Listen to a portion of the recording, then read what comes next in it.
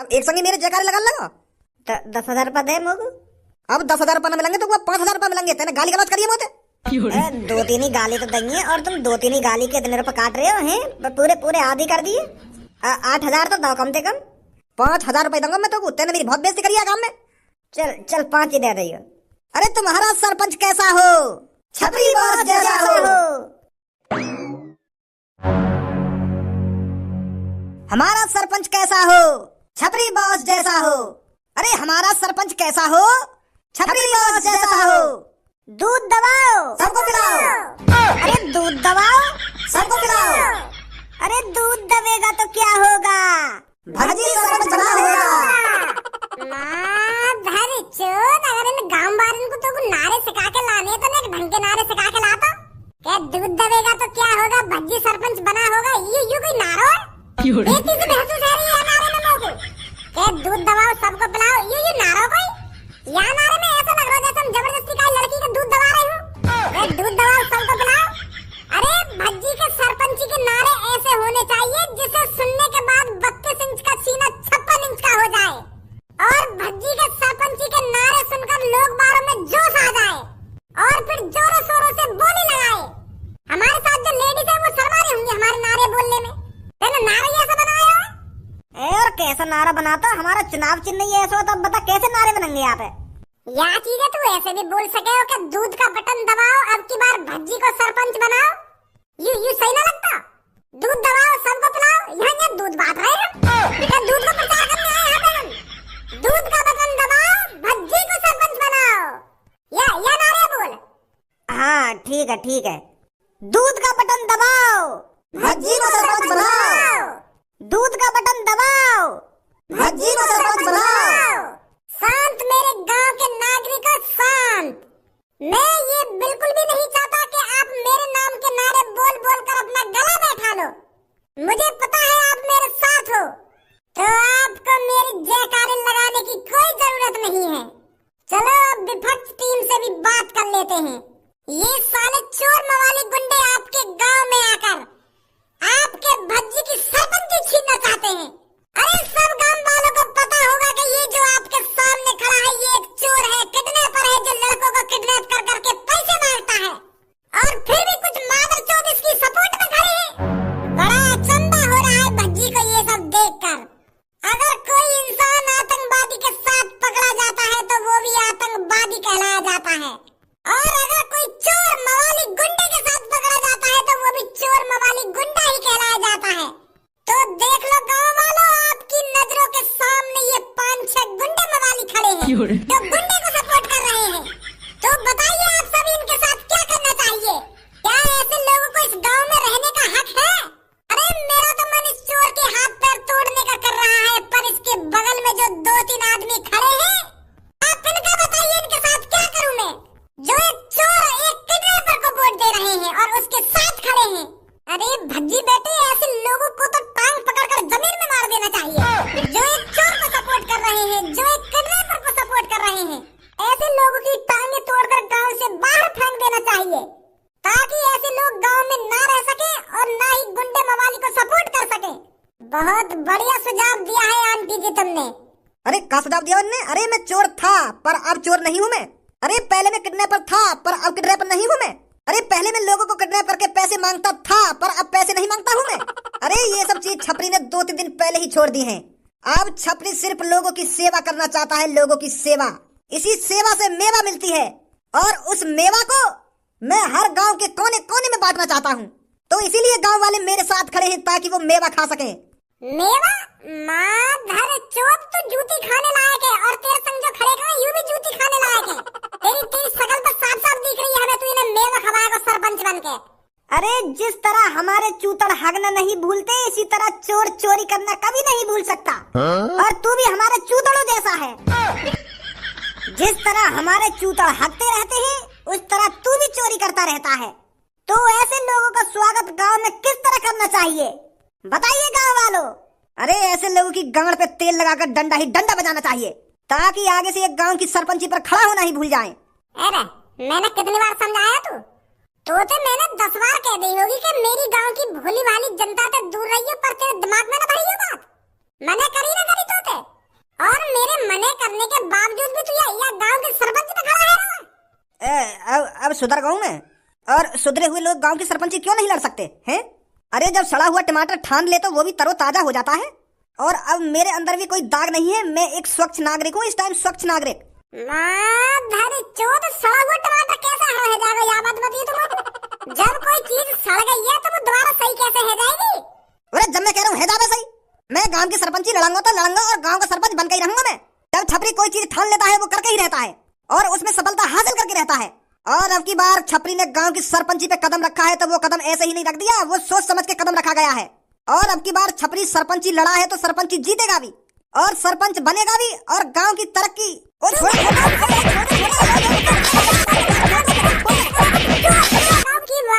गांव में सरपंची लड़ता हुआ दिख न जाना चाहिए तू।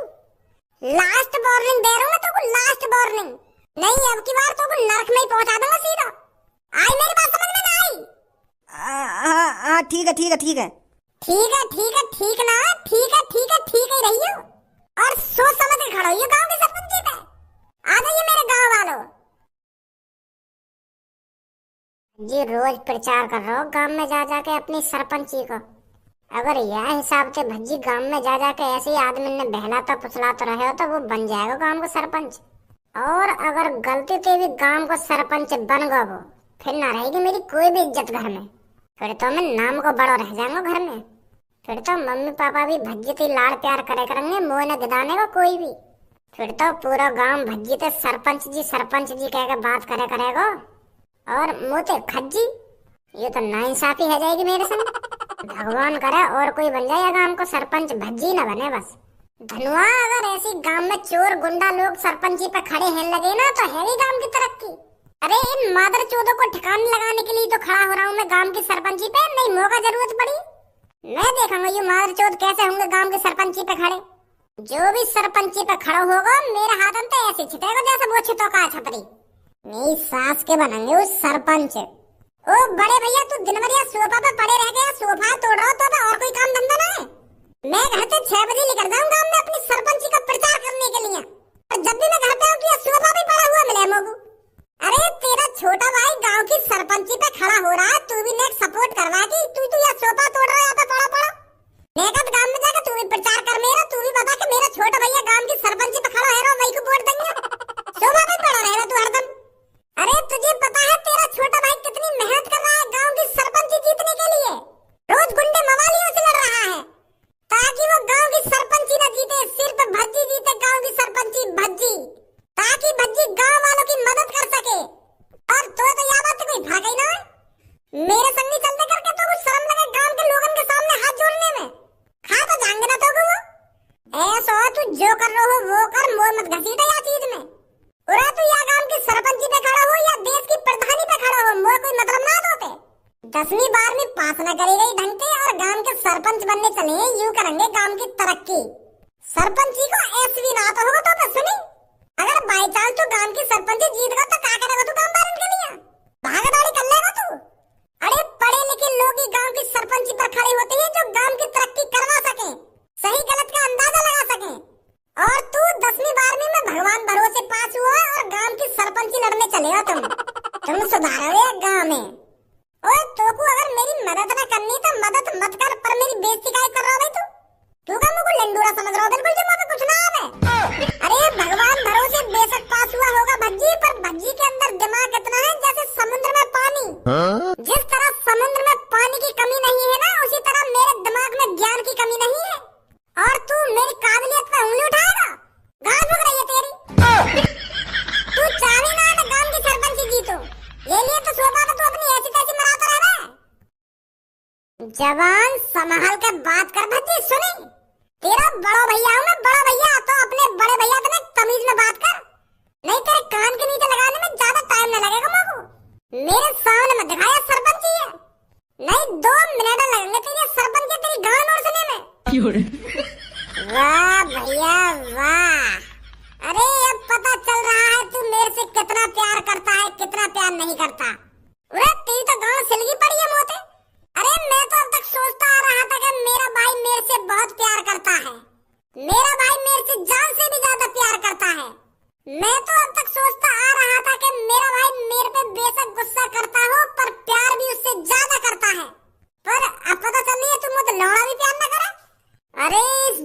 को बचा के रख मेरे बड़े भाई खज्जी। जब मैं सरपंच बनूंगा ये जलन तब काम आएगी। मुझे पता है तू अंदर अंदर से फूक के काला पड़ चुका है, क्योंकि मेरी तरक्की तेरे को रास नहीं आ रही है। अरे तू चाहता ही नहीं है कि मैं गांव का सरपंच बनूं, पर अब चिंता मत कर मेरे नए दुश्मन, भज्जी गांव का सरपंच बनेगा और तुझे दिन पर दिन भुगाएगा भज्जी सरपंच बनकर अपनी सरपंची से। अब ऐसा निकल ले मेरी नजर के सामने तो कहीं बना दूं तो मैं अभी इकट्ठा सरपंच ना निकल रहा। यू मेरे पिताजी का घर है, मेरे पिताजी का, मैं जहाँ चाहूँ वहाँ बैठ सकता हूँ और जहाँ चाहूँ वहाँ हक सकता हूँ। और मेरे हगे हुए तू साफ करेगा क्योंकि तू मेरा बड़ा भाई है। तेरा फर्ज बनता है मेरी टट्टी साफ करना। अब तेरे ये बोल ज्यादा ही आगे लेकर रहे हैं भज्जी। सोच समझ कर बोल जो कुछ बोल रहा तू। अरे सोच समझ कर ही बोल रहा हूँ मैं। ये मेरे पिताजी का घर है, मेरे पिताजी का, तेरा कोई हक नहीं है मुझे यहाँ से भगाने का।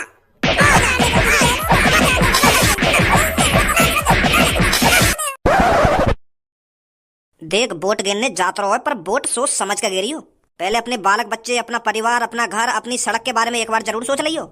जब तू वोट गिरने जाएगा ना तो तेरी आंखन के सामने 3-4 बटन दिखेंगे, कार को, मोटरसाइकिल को, बंदूक को और दूध को। तो कंफ्यूज नहीं होना है इतने सारे बटन देखकर, तेरे को बस दूध का बटन दबाना है, समझा? क्योंकि एक दूध का बटन ही है जो हमारे गाँव को सुधार सकता है, वरना सास के सब चोर लफंगे हैं जो हमारे गाँव में बर्बाद कर देंगे अगर गाँव में सरपंच बन गए तो वो। और अगर मैं वह टोपी वोट दूं तो वो टोपी वह मादर चोदे तो बिल्कुल भी वोट मत दे दियो। तो पता कितना कर्जा बाप है गांव में, ऐसा कोई सा घन्ना होगा जो वह टोपी ने काय पे तो उधार न ले रखा होगा, और उधार लेके वाने काय को पैसा दियो आज तक।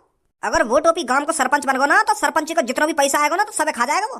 तो वह बुड्ढे तो बिल्कुल भी वोट मत दियो, भज्जी ये दी बस वोट देवे तो, समझो? वो बुड्ढे का बात ने चोदरो आ गए तू। बहुत देर तो सुनो मैं तेरी बकवास है। चाचा के कान ने कैसे भरो तुम्हें खड़े आ गए? तू बताएगा चाचा किसको वोट देंगे किसको वोट नहीं देंगे? अरे चाचा का अपना अंगूठा है, अपना हाथ है और अपना दिमाग है, जो मन में आएगा उसको वोट देंगे चाचा। सारे गांव पर लात मारेंगे बुड्ढे अगर चाचा के कान भरे तो तेने। मुझे पता है चाचा किसको वोट देंगे। चाचा को अच्छी तरीके से पता है चाचा के गांव को कौन सुधार सकता है कौन नहीं सुधार सकता। अच्छी तरीके से जानते हैं चाचा कौन है वो जो गांव को सुधार सकता है और गांव की सरपंची लड़ने के लायक है। वो तो हमें भी पता है। कहाँ पता हो तो बताइए कौन बनेगा गांव का सरपंच? भज्जी बनेगा और कौन बनेगा? मेरा मुंह बनेगा भज्जी गांव का सरपंच। अरे वो आजकल का बालक गांव की सरपंची लड़ने लायक है? अरे उसे तो अपने घर में पड़े रहकर दूध पीनी चाहिए, दूधी। उस लड़के ने क्या दुनिया देखी है जो तुम उसको सरपंच बनाने चले हो? अरे गांव का सरपंच तो वो बनना चाहिए जिसने पूरी दुनिया देखी हो। 2-3 दिन का बालक है भज्जी, वागो बनाओगे तुम सरपंच, वो कराएगा तुम्हारी गांव की तरक्की। तो कौन है गांव का सरपंच बनने लायक? जो गांव का सरपंच बनने लायक लड़का है ना वो है कालिया, वो मादरचोद चोर। वो तो सबसे बड़ा गुंडा आया गांव का, सबसे बड़ा गुंडा। वागो तो 5-6 गांव में नाम भी है। अने तो जन कितने लोगों को किडनैप करो है, किडनैप कर करके जन कितना पैसा लूटो वाने। अगर वो गांव गांव का सरपंच बन गो ना तो पूरे गांव में बेच के खा जाएगा वो, और दादागिरी अलग चलाएगा अपनी। तो वागो तो नाम ही मत ले तू। सुनी अब तू ज्यादा बुराई नहीं कर रहा कालिया की, बुड्ढे यही मारेंगे तो गिर क्या करते हैं। कालिया की ज्यादा बुराई करी तो सोच समझ के कालिया की बुराई कर। सुनी अरे कालिया ने पूरा देश घूमा है, पूरा देश, वहां ने पूरे देश भर में चोरी करी है और देश भर में किडनैपिंग करी है। तो कालिया से ज्यादा कौन जानता होगा इस देश के बारे में? ऐसा ही आदमी गांव की सरपंची बनने लायक है जो पूरे देश भर को जानता हो। ऐसा आदमी सिर्फ जेल में सड़ने लायक है। ऐसे आदमी को तो जेल बनी है और जेल में बाकी गांव पर डंडा बाजते रहना चाहिए, तभी वहां की अकल ठिकाने लगेगी। वह पता पुलिस कैसे छोड़ देवे। और मोको तेरी शक्ल जानी पहचानी शिकायत लग रही है। ऐसा लग रहा हो जैसे मैंने तू कहीं देखा हो हैं? अरे मेरे बारे में सोचने की इतनी जरूरत नहीं है। मैं बस तेरे से ये कह रहा हूँ वोट सिर्फ बंदूक पे डालियो, बंदूक पे। बंदूक का बटन दबाना है तेरे को। मैं तो भैया दूध को बटन दबाऊंगा और दूध को बटन दबा के भज्जिया जिताऊंगा। अरे भज्जी बेशक कम उम्र का हो पर उसने कालिया जैसे लड़कों को जन कितनी बार ठिकाने लगा रखा है। हमें पता है उसकी काबिलियत। हम तो एक बारी वह छपरी के भगाए में आ गए, वह दारू के चक्कर में। बड़ी मुश्किल से हमने भज्जी का भरोसा जीता है, तो हम नहीं चाहते उसका भरोसा टूटे, तो इसलिए हम सिर्फ भज्जी को वोट देंगे, भज्जी को। कहीं ना देवे तू आगू वोट। तू जानता नहीं है अभी कालिया के बारे में। अगर कालिया को पता चल गया ना कि तुम बुड्ढों ने छपरी को वोट दी है और छपरी को जिताया है, तो तुम जानते नहीं हो उसके गुस्से को। तुम्हें कच्चा छवा जाएगा कालिया, कच्चा। तुम्हें इस गांव से गायब कर देगा अगर कालिया को पता चल गया कि तुमने दूध का बटन दबाया है और भज्जी को सरपंच बनाया है। वाह वाह, हम पता ही ना चलने देंगे। जब कालिया हमसे आके पूछेगा ना कि तुमने कौन को वोट दी, हम तो कह देंगे तो कोई दी हमने वोट, और यूं भी कह देंगे कि हमें का पता तू कैसे हार गो, हमने तो कोई वोट दी भैया। वाह का पता चल रही है हम यहाँ पे कौन को वोट दे रहे हैं कौन को वोट ना दे रहे हैं। हम तो न्यों कह देंगे हमने तो कोई वोट दी कालिया। कालिया को सब कुछ पता चल जाता है। कालिया की आंखें पूरे गांव में फैली हुई हैं। सुनी बुड्ढे, तेरा भाग लौड़ा भी पता ना पड़े, हम तो भज्जी को ही वोट देंगे। क्या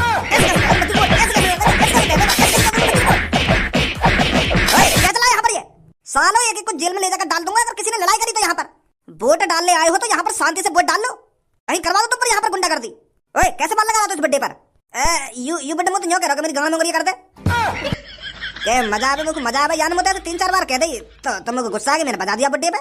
अरे तेरी हिम्मत कैसे होगी मेरे बारे में इतना उल्टा सीधा बोलने की? कहना तुम मुझे ऐसे?